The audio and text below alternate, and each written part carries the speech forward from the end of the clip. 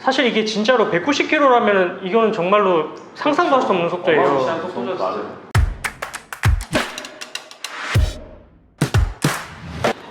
안녕하세요, 로이어 프렌즈입니다. 네, 오늘은 저희가 조금 안타까운 이야기를 조금 전하려고 하는데요.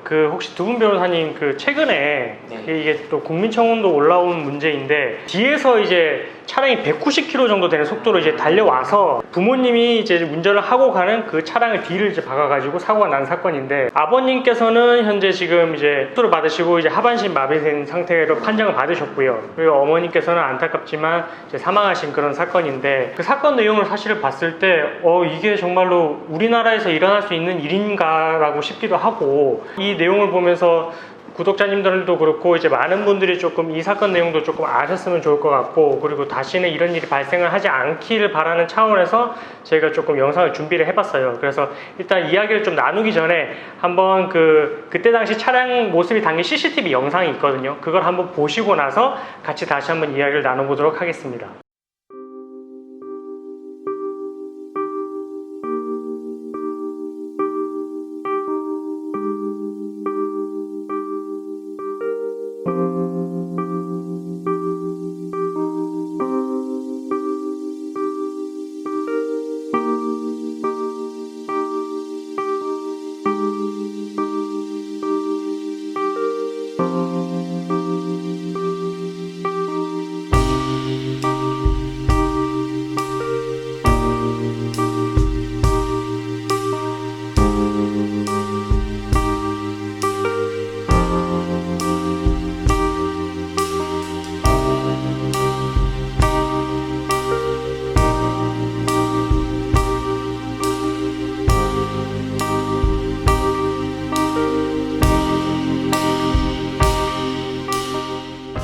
네, 지금 CCTV 영상 보셨잖아요. 사실 이게 진짜로 190km라면 이거는 정말로 상상도 할 수 없는 속도예요. 어마무시한 속도죠. 맞아요. 네, 그래서 그 충격이 정말 어마어마했을 것 같고. 아니, 그리고 보통 이렇게 사고가 나면은 내가 가해자 입장이라도 잠깐 멈춰서 보고 가거든요. 그렇죠. 근데 이거는 그대로 그냥 멈추지 않고 쭉 가버리네요. 그리고 이게 조금 더 좀 의아했던 점은 지금 CCTV 영상을 확인하기 전까지는 이 사람이 도주를 했는지에 대해서는 이제 가족들은 몰랐다고 해요. 예, 모르고 있었고 그냥 단순 음주로 인한 교통사고라고만 이제 전에 듣고 있었는데, 근데 이제 이 CCTV 내용을 확인하고 나니까 그제서야 이제 가해 차량이 도주를 한 걸 알게 된 거죠. 그래서 어떻게 보면 더 조금 공분을 사고 있는 것 같고. 그럼 그 이후에 이제 도주 차량 혐의가 추가된 거네요. 그렇죠, 그렇죠. 예, 그래서 사실은 처음에 이제 음주로 인한 사망이라고 생각이 됐을 때는 뭐 영장이 신청되고 했을 때는 이제 검찰 단계에서 그냥 기각이 된 것 같아요. 예. 근데 그것도 좀 이상하지 않아요? 그냥 음주운전으로 사망에 이르게 만든 그것만으로도 사실 영장이 좀 나와야 되는 게 아닌가 싶은데. 그렇죠. 예, 우리가 최근에 윤창호법이라고 다 아시잖아요. 예, 그래서 이제 음주를 한 상태에서 사망에 이르게 했을 때는 무기 또는 3년 이상의 징역형에 처하고 있는데, 사실은 이것도 엄청 가중된 상황이었거든요. 근데 그럼에도 불구하고 이런 문제를 저질렀음에도 지금 영장이 이제 검찰 단계에서 이제 기각이 됐고, 근데 이제 뒤에 다시 이제 이 혐의를 좀 보강을 해가지고 다시 영장을 청구해서 지금 구속이 된 상태라고는 해요. 근데 어쨌든 1차적으로 그 단계에서 기각이 된 것도 물론 이제 저희가 기록을 더 확인을 해봐야 이제 정확해지긴 하겠지만, 그래도 저희가 이 시각에서 봤을 때는 좀 이례적이긴 한 것 같아요. 저 피해자도 2명이잖아요. 그렇죠. 네. 그래서 일단은 이런 내용이 있는데, 저희가 아드님하고 현재 연락이 됐어요. 예, 연락이 된 상태여가지고 한번 사건과 관련해서 조금 이제 어떻게 진행이 됐던 부분인지 직접적으로 전화 통화를 하면서 조금 이야기를 더 이제 들어보면 좋을 것 같아요. 네, 한번 연결을 해볼게요. 네, 여보세요. 아, 네, 안녕하세요, 선생님.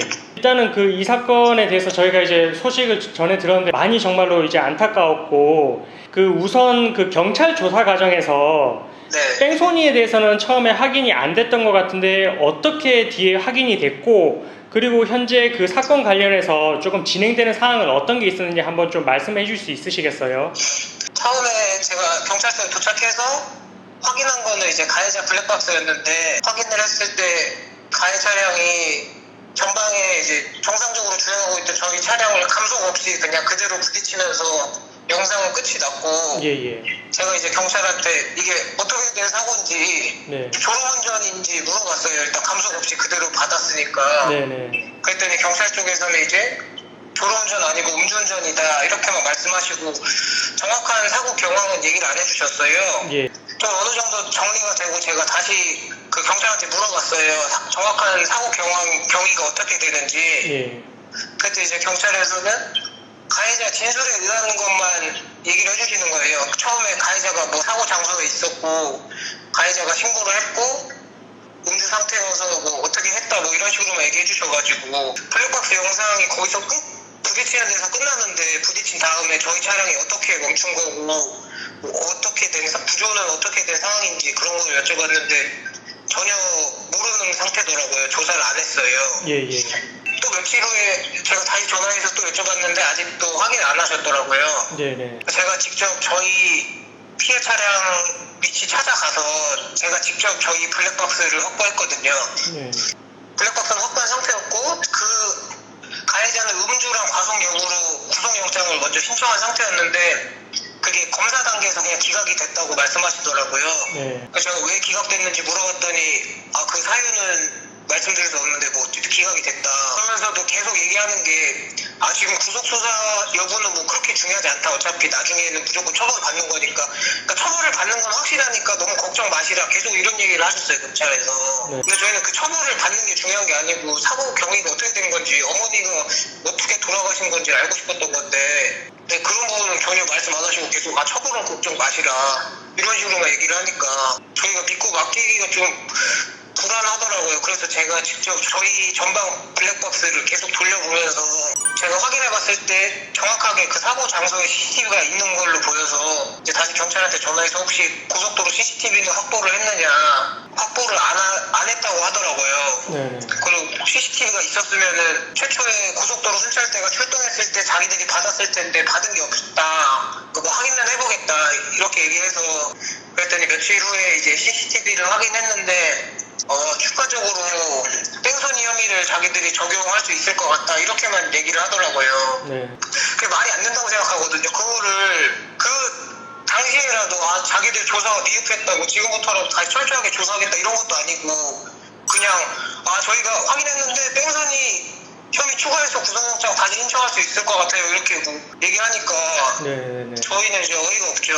그리고 그 음주 사상사고를 낸 그 가해자가 저는 그 당일날 경찰서로 안 가고 집으로 갔다는 것도 너무 이해가 안 됐거든요. 네. 그런 식으로 조사가 너무 잘못 진행되는 게 아닌가 하는 생각이 계속 드는 거죠. 일단은 그 말씀하신 내용 보니까 충분히 이제 아드님 입장에서는 의문을 가지실 수 있는 내용이라고 생각이 되고 그 사건 이후에 혹시 가해자 측에서 뭐 사과를 해왔거나 아니면은 뭐 경찰에서 뭐 조사를 이렇게 어떻게 받았더라 이렇게 말씀을 혹시 들으신 내용이 있어요? 일단 그 사고 다음날 경찰이 저희한테 물어봤어요. 가해자가 저희 연락처를 알고 싶어 하는데 혹시 알려줘도 되느냐. 네네. 근데 이제 저희가 그때 어머니 장을 치르는 상태였고 그런 거를 할 정신이 없어서 저희가 지금 그런 걸 할 정신이 없다고 얘기를 드렸고 네. 그 이후에는 한 번도 뭐 없었어요. 뭐 사과를 하고 싶다거나 그런 것도 없고 가해자는 사고 당일날 새벽에 사고를 내고 집으로 갔다가 그 아침에 경찰 조사를 받으러 오면서 바로 변호사를 선임해서 왔거든요. 네네. 그러니까 그 사람이 진짜 뭐 잘못했고 반성의 기미가 있다면 그럴 수는 없다고 저는 생각을 해요. 뭐 저희한테 일단 사과를 하는 게 먼저가 아닌가. 네. 그게 사람된 도리라고 생각을 하는데 그런 것도 전혀 없었고 가해자가 현재 자기가 정신적 문제가 있다고 주장하고 그 반자율주행 기능을 사용 중이었다 이렇게 주장하면서 경찰서에 반자율주행 기능에 관한 서류랑 자기 조울증 진단서를 제출한 걸로 알고 있거든요. 예. 그리고 어쨌든 지금은 뺑소니 혐의를 확인한 다음에 구속영장을 다시 신청해서 구속 수사로 진행되고 있긴 한데 네. 전혀 반성의 기미가 없이 자기 형량을 깎을 생각만 하고 있는 거죠. 그 사람은. 네. 일단은 그 말씀해 주시기 쉽지 않았을 내용인데 이렇게 전화해 주셔서 감사드리고 그 선생님 그 마지막으로 이 사건과 관련해서 혹시 하시고자 하시는 말씀 있으실까요? 우선 이런 사고가 저는 음주 사고는 고의성이 분명히 짙은 거고 살인에 준하는 행위라고 생각을 해요. 네. 그 사람이 음주하고 운전대를 잡지 않았으면 일어나지도 않았을 사고고 자기가 술을 먹고 운전대를 잡는다는 건 사람을 죽일 수도 있다는 걸 분명히 알 텐데 그럼에도 불구하고 운전대를 잡았다는 게 저는 그 사람을 너무 용서할 수도 없고 용서할 마음도 없고 그 사람이 이제 저희가 윤창호법이 생기면서 형량이 최대 무기징역인 걸로 알고 있거든요. 예. 저는 당연히 그 사람이 법정 최고형이 무기징역을 받아야 된다고 생각을 하는데 아직도 형량이 너무 가벼워요. 제가 봤을 때는 최고 형량에 가까운 형이 아니고 최소 형량에 가까운 형량이 내려지고 있다고 생각하거든요.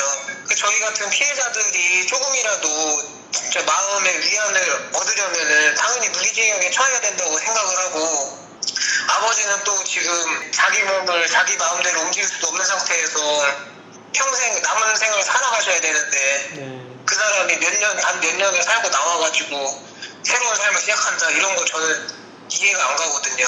저는 저희 사건이 진짜 시발점이 됐으면 좋겠다고 생각을 해요. 그래서 앞으로 추후에 일어날 이런 사고들에 대해 더 무거운 형량이 내려질 수 있는 계기가 됐으면 좋겠고 음주운전에 대한 진짜 처벌의 인식이 더 강해져서 음주운전을 뿌리 뽑아야 된다고 생각을 하고 제가 이런 사건을 처음 겪으면서 느끼는 게 경찰의 조사가 피해자를 위한 것이 아닌 가해자의 형량을 주는 데에만 집중되어 있다고 생각을 했거든요. 그러니까 피해자를 위해서 뭐 정확한 경위를 밝히는 것도 아니고 그냥 가해자의 형량이 이만큼 내릴 수 있으니까 우리는 이만큼이면 조사됐다 이런 식으로 조사를 하니까 이런 어떤 경찰의 형태도 바뀌어야 된다고 생각을 하고 저희 사건에 있어서 분명히 부실한 사건 조사가 있었음이 분명히 인지가 되니까 이 부분에 대해서는 철저하게 조사가 다시 이루어져서 제가 의혹을 갖고 있는 부분들을 확실히 풀어주셨으면 좋겠고 또 관련자들에 대해서 뭐 부정이 발견된다면은 진짜 합당한 처벌이 또 내려졌으면 좋겠습니다. 저는. 일단은 말씀해주신 내용 보니까 어쨌든 선생님께서도 뭐 실체적 진실 발견도 그렇고 어쨌든 이런 일이 다시는 발생하지 않았으면 하는 바람에서 이렇게 뭐 국민청원도 하시고 이제 공론화를 하시고 이렇게 용기를 내신 것 같은데 민사적으로는 이제 도움을 주시는 변호사님이 따로 계시다고 전해 들어가지고 혹시나 저희가 형사사건에서만 한정을 해서 선생님의 목소리를 저희가 좀 대신해서 이제 전달을 하고 괜찮으시면은 저희가 그냥 도움을 좀 드리고자 하는데 괜찮으실까요? 그러면 저희는 너무 감사하죠. 그 선생님 어쨌든 오늘 통화 응해주셔서 감사드리고 네네. 저희가 다시 한번 조만간 연락드리도록 하겠습니다, 선생님. 네, 감사합니다. 네네, 감사합니다, 선생님. 네, 감사합니다. 네. 일단은 이렇게 이제 아드님하고 통화를 나눠봤는데 이게 직접 당사자가 아니면 사실은 와닿지 않는 부분일 수도 있을 것 같아요. 네, 저도 이제 사건을 많이 하고 해도 이렇게 이제 각 개개인의 이제 사연들이 다 있는데 이분의 사연을 이제 접하고 났을 때는 사실은 이제 뭐 손주도 태어난 지 얼마 되지 않았고 남편분께서는 사실은 이제 깨어나셨을 때 가장 먼저 또 아내분을 또 챙기셨다고 하거든요. 그래서 사실 많이 안타까운 사건이고 아까 말씀하셨다시피 정말로 이제 용기를 낸 취지가 이제 다시는 이런 일이 발생을 하지 않기를 바라고 그리고 무엇보다 형량이 있어가지고 이게 저희가 이제 실무를 많이 접하게 되는데 실무에서는 10년을 넘어가는 경우가 거의 없는 것 같아요. 이런 사건이 있어가지고 특히나 이제 뭐 도주를 했을 때 일명 뺑소니라고 하는 사건이 있어서 무기 또는 5년 이상의 징역형이고 아까 윤창호법이 이제 마련이 됐음에도 사망에 이르게 했을 때 무기 또는 3년 이상인데 근데 실질적으로 이제 처벌에 이런 거는 10년이 넘어가는 경우는 거의 없거든요. 그래서 이 사건이 조금 어떻게 보면 조금 시발점이 돼서 정말로 어떻게 보면 피해자들이 사실은 이제 회복되지 않은 피해이지만 그래도 이만큼의 처벌을 받았을 때 그나마 조금이라도 마음의 위안이 됐으면 좋겠고 정말로 이제 다시는 이런 일이 발생을 하지 않았으면 좋겠다는 경종을 울리는 차원에서라도 이 사건은 정말 묻혀지지가 않고 정말로 합당한 처벌을 받는 그날이 왔으면 좋겠고 저희 로이어 프렌즈도 끝까지 이 사건이 어떻게 되는지 계속해서 관심을 갖고 지켜보도록 하겠습니다. 마지막으로 저희 영상을 시청해 주시는 구독자님들도 그렇고 뭐 다른 구독자 아닌 분들도 그렇고 혹시나 이 사건에 대해서 형량이 얼마 정도가 적당한지 물론 이제 양형 기준이라는 건 있지만 일반인들이 생각하는 그런 기준도 있을 것 같거든요. 그래서 이제 그런 부분에 대해서 조금 이제 댓글로서 좀 달아주시면은 저희도 좀 참고를 해서 좀 더 소통을 하도록 하겠습니다. 네, 오늘도 저희 영상 시청해 주셔서 감사드립니다.